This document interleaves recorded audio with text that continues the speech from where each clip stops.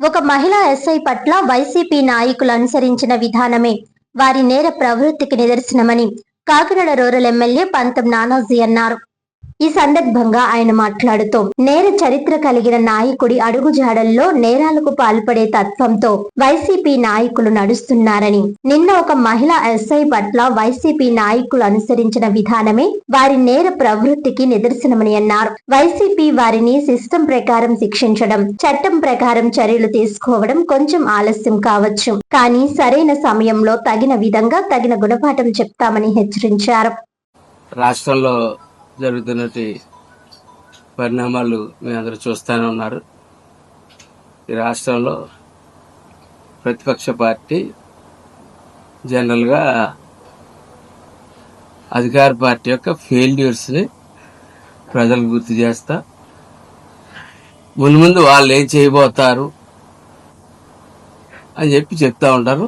ఒకసారి వాళ్ళు విమర్శించిన విమర్శల్ని మేము సరి చేసుకుని ముందుకు తీసుకెళ్తాం. అది జరిగే విధానం ఎక్కడైనా సరే. గతంలో మేము కూడా ప్రతిపక్షాల్లో ఉన్నప్పుడు అనేక అంశాల మీద భవన నిర్మాణ కార్మికుల దగ్గర నుంచి మొదలెట్టి మత్స్యకారులు 217 జీవో దగ్గర నుంచి, విద్యుత్ దగ్గర నుంచి, కౌలు రైతుల దగ్గర నుంచి అనేక అంశాల మీద మేము ప్రభుత్వాన్ని నిలదీయడం జరిగింది.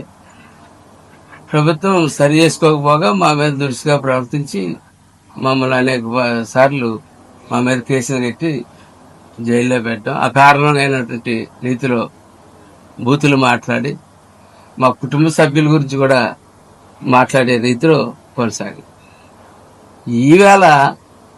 ఈవేళ ఉన్న పరిస్థితుల్లో పవన్ కళ్యాణ్ గారు, చంద్రబాబు నాయుడు గారు ఒక జనరాజ్ గారు పరిపాలన అందిస్తున్న సమయంలో గతంలో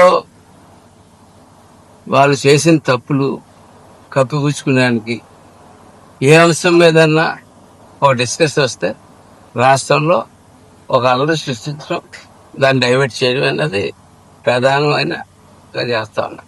మనం మనతో చూద్దాం, మనిషి అనేవాడు ఎవరన్నా, మానవత్వం అన్నవాడు ఎవరన్నా ఉంటే రోడ్డు మీద ఎవరన్నా పడిపోతే పాపం అంటారా, లేకపోతే గుద్దీశ్వరుని వెనకేసుకొస్తారు.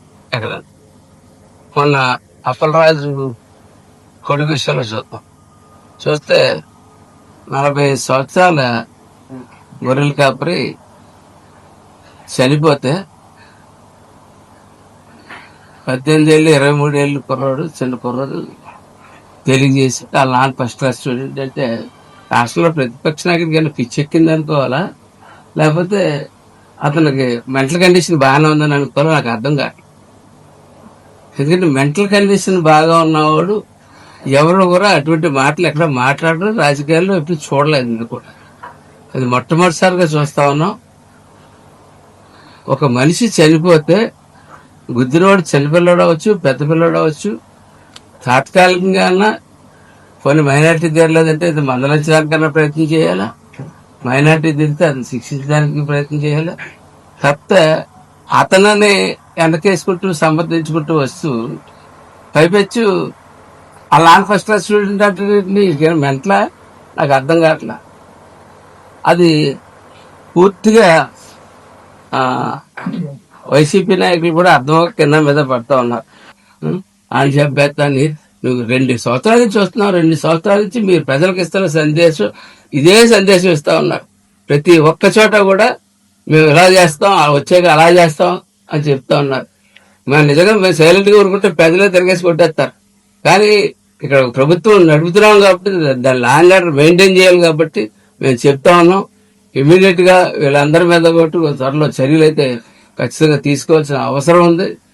ఇది వైఎస్ఆర్ పార్టీని ఒక పార్టీ గుర్తింపు కూడా రద్దు చేసే అవసరం అయితే నాకు కనపడతా ఉంది. ఎందుకంటే 16 నెలలు జైల్లో ఉండొచ్చి అతను చేసుకున్న ట్రైనింగ్ 5 సంవత్సరాలు వేలాది మంది క్రిమినల్స్ ని ఈ రాష్ట్రంలో తయారు చేశాడు. ఆ వేలాది మంది క్రిమినల్స్ ని అతనే కంట్రోల్ చేయలేని పరిస్థితి కనపడతా ఉంది. కాబట్టి ఆ వేలాది మంది ఈ 5 సంవత్సరాల్లో ఇంకొక ఎంతమంది వేలాది మంది క్రిమినల్స్ తయారయ్యి ఈ రాష్ట్రంలో మేము ఈ క్రిమినల్స్ ఏరే పని మీద ఎక్కడి నుంచి ఉంటామని చెప్పి తెలియజేసుకుంటూ ఈ రాష్ట్రంలో ప్రత్యేకంగా నా కాన్స్టిట్యూన్సీలో నా వరకు ఈ 2 సంవత్సరాల్లో 1150 కోట్ల రూపాయల అభివృద్ధి అయితే సంక్షేమం అయితే చేసి అవకాశం ఇచ్చిన చంద్రబాబు నాయుడు గారికి, పవన్ కళ్యాణ్ గారికి ధన్యవాదాలు తెలియజేసుకుంటూ రాష్ట్రంలో అందరు ఎమ్మెల్యేలు కూడా అట్లాగే చేరంటే ప్రతి చోట ఇవాళ మేము తలెత్తుకుని మేము ప్రతి చోట తిరగలుగుతామంటే మా నాయకత్వం యొక్క సమర్థత, పరిపాలన విధానానికి మేము గర్వంగా మీకు చెప్పుకుంటూ జగన్మోహన్ రెడ్డికి ఇదే ఆఖరిసారిగా మేము వార్నింగ్ ఇస్తా ఉన్నాం. నీ నాయకుల్ని అదుపులో పెట్టుకోండి. మీరు పెట్టుకోలేటప్పుడు సిస్టమ్ కూడా మీకు భయపడుతున్నప్పుడు జనసేన పార్టీ జన సైనికులు ఉంటారన్న సంగతి బట్టి మర్చిపోతుందని చెప్పి తెలియజేస్తాం.